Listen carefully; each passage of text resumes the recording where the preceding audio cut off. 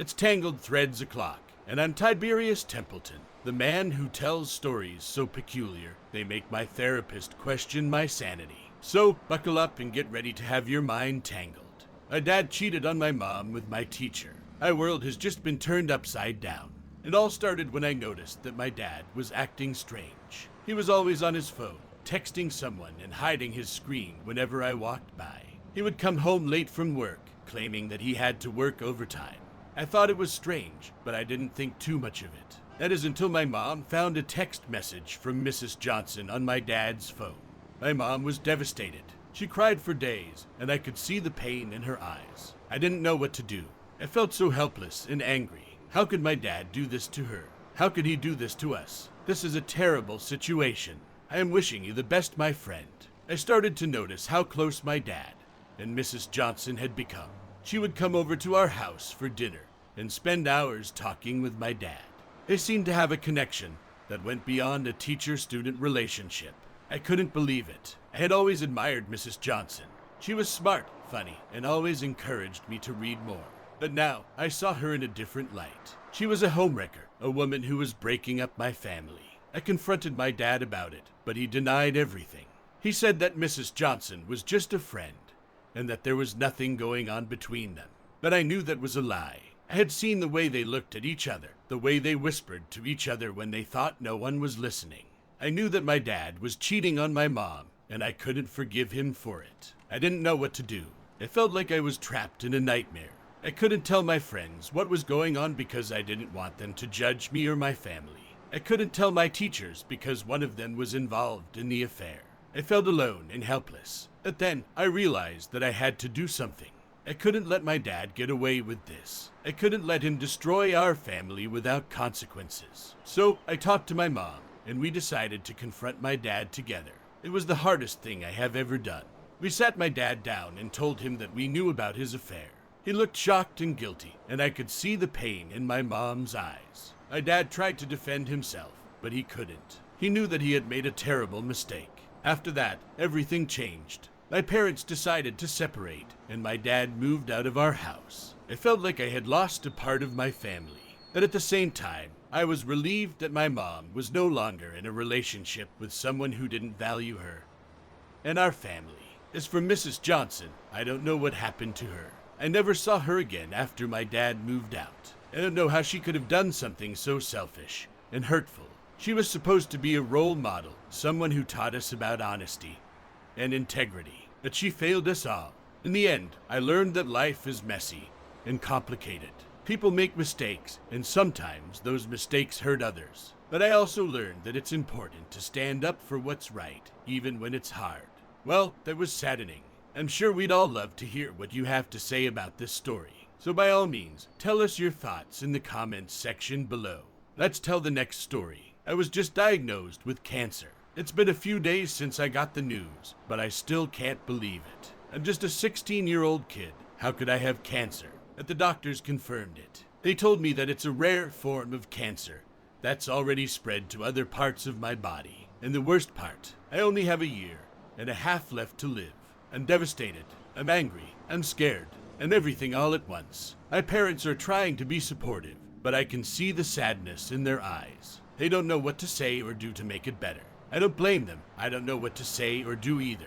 I've always been a happy-go-lucky kid with dreams of going to college, playing sports, and traveling the world.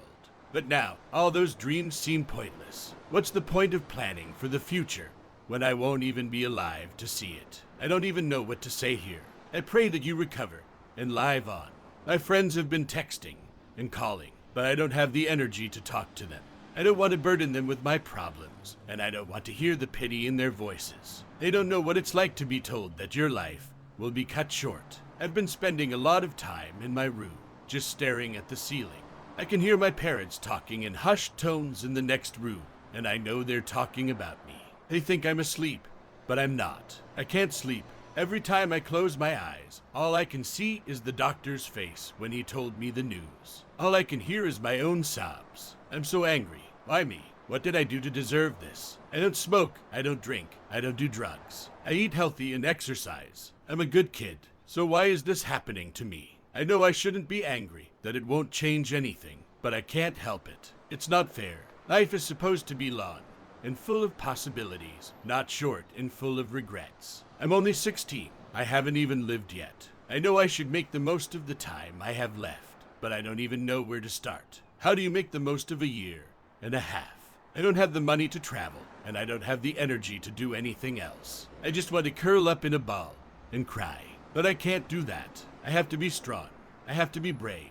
I have to show my parents and my friends that I can handle this. Even though I feel like a small child, lost and scared in a big world, I know that I have to put on a brave face. I don't want to make them more upset than they already are. I don't know what the future holds, but I do know that I don't want to spend my last days feeling sorry for myself. I want to make memories, to laugh, to love, to live, even if it's just for a little while longer. So, I'm going to start small. I'm going to get out of bed, take a shower, and put on some clothes. Maybe I'll go outside and feel the sun on my face. Maybe I'll call a friend and have a conversation. Maybe I'll write in my journal and try to make sense of all these jumbled emotions. Well, it's time for another drink. God forbid you keep your thoughts to yourself. The comments section is below. Let's continue with another story. My brother is the favorite child. I don't know when it started, but it's been a fact of my life for as long as I can remember. My older brother is the favorite child. It's not like my parents come right out and say it, but it's in the little things. The way they light up when he walks into the room. The way they fawn over him at family gatherings. The way they always give him the better presents. It's always been a sore spot for me, but I've tried to ignore it. I'm a good student. I'm involved in extracurricular activities. I'm polite and well-behaved. But no matter what I do, it's like I can never measure up to my brother. Yet another unfortunate situation. I will pray for you as well. It came to a head on my 17th birthday. My brother had just turned 21 a few months earlier, and for his birthday, my parents had surprised him with a brand new Corvette. It was shiny and red, and my brother was over the moon. He drove it around all summer, with his friends and his girlfriend hanging on for dear life. I didn't expect anything like that for my birthday, of course, but I did expect something more than what I got. When I walked outside on the morning of my birthday, there was a shiny new car parked in the driveway. My heart leapt for a moment until I realized that it wasn't the sleek, sporty car I'd been dreaming of. It was a Chrysler minivan. I tried to hide my disappointment, but it was hard. My parents were excited about the new van, talking about how practical it was, how safe. And all I could think was, why does my brother get a sports car and I get a mom mobile? It's not just about the car, of course. It's about the message behind it. It's about feeling like I'm not as important as my brother. It's about feeling like no matter what I do, I'll never be the favorite. I tried to talk to my parents about it, but they just brushed it off. Don't be silly, my mom said. We love you both the same. But I could tell from the way she looked at my brother that it wasn't true. It's not like my brother is a bad person or that he doesn't deserve to be loved. He's smart, he's athletic, he's funny, but he's also arrogant, entitled, and a bit of a jerk. And yet, my parents always seem to overlook his flaws and focus on his accomplishments. It's not just me who feels this way either. My younger sister has noticed it too. She's only 12, but she's smart and observant. She's seen the way my brother gets special treatment, and she's seen the way I get overlooked. It's not fair. I know life isn't fair, but this is something that's within my parents' control. They could treat us equally, but they choose not to, and it hurts. I'm not sure what to do about it. I've tried talking to my parents, but they don't seem to understand. I've tried talking to my brother, but he just tells me to stop being so sensitive. I've even thought about running away, just to get away from it all. But I know that's not the answer. I can't just give up on my family. I love them, even if they don't always show me the same love in return. I'll just have to keep trying, keep striving to prove myself, keep hoping that one day they'll see me for who I am, and not just as my brother's little sister. That story was so tangled. It's a wonder we made it to the end. I don't think my life would be complete without getting your input on the matter. So please, leave it in the comments section below. The next story awaits. My sister friends won't stop flirting with me. I never thought being 18 would be such a curse. I mean, sure, I was excited to finally be considered an adult, but I didn't anticipate the downside. Specifically, my sister's friends won't stop flirting with me. And it's not just a little innocent flirting. It's late-night visits, giggling, and suggestive comments. Well, this is about to get uncomfortable.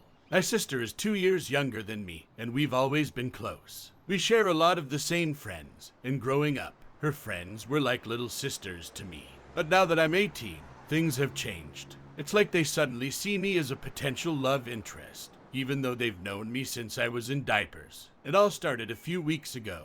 I was in my room, minding my own business, when I heard a knock on the door. I assumed it was my sister, so I told her to come in. But instead, it was one of her friends, a girl I've known since we were both in elementary school. She had this look in her eyes, a mix of excitement and nervousness. "Hey, can I come in?" she asked. I didn't think anything of it, so I said sure. Then as soon as she stepped into my room, I could tell something was different. She was dressed in a short skirt and a low-cut top, and she was wearing way more makeup than usual. We made some small talk, but then she started making suggestive comments. Things like, "Wow, you've grown up so much since I last saw you, and you're looking pretty hot these days." I didn't know how to respond, so I just laughed awkwardly and tried to steer the conversation back to safer topics. But then she started getting touchy-feely, leaning in close to me and running her fingers through my hair. I was starting to get really uncomfortable, and I could feel myself blushing. Finally, I made up an excuse about having to study for an exam and asked her to leave. She left, but not before giving me a sly smile and a wink. I felt like I had just dodged a bullet, but it wasn't just a one-time thing. Over the next few days, I had more late-night visits from my sister's friends, each one more flirtatious than the last. One girl even asked me to help her practice kissing, which was just too weird for me. I talked to my sister about it, hoping she would put a stop to it, but she just laughed and told me I should be flattered.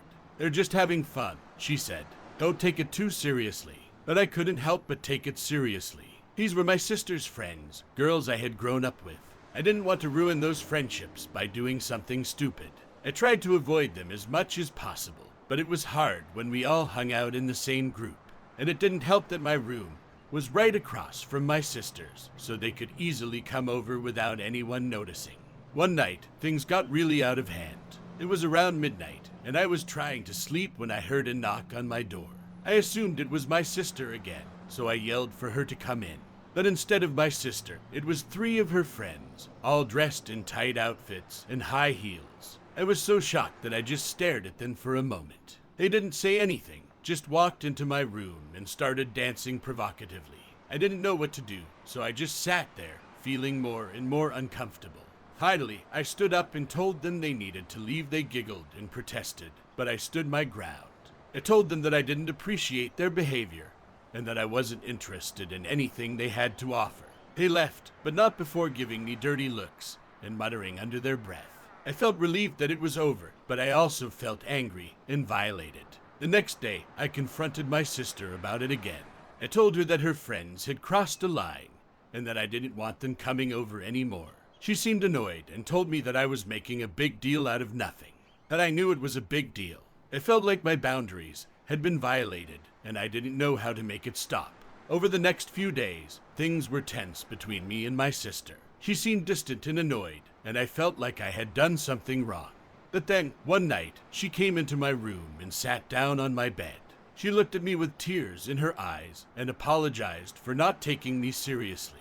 She told me that she had talked to her friends and that they wouldn't be bothering me anymore. I felt relieved and grateful that she had finally understood how I was feeling. We hugged, and I knew that things would be okay between us. In the end, I learned a valuable lesson about boundaries and respect. Just because someone is flirting with you doesn't mean you have to go along with it. And if someone is making you uncomfortable, it's important to speak up and let them know. My sister and I are still close, and her friends have stopped bothering me. And I'll never forget the way it felt to have my boundaries violated, and I'll always be vigilant about protecting them in the future. Well, that was fun. For some of us, at least. When you subscribe to our channel, make sure to click the little bell. Apparently it makes a really big difference to someone somewhere. Go ahead and click on the next video. I'm sure it'll be the highlight of your day.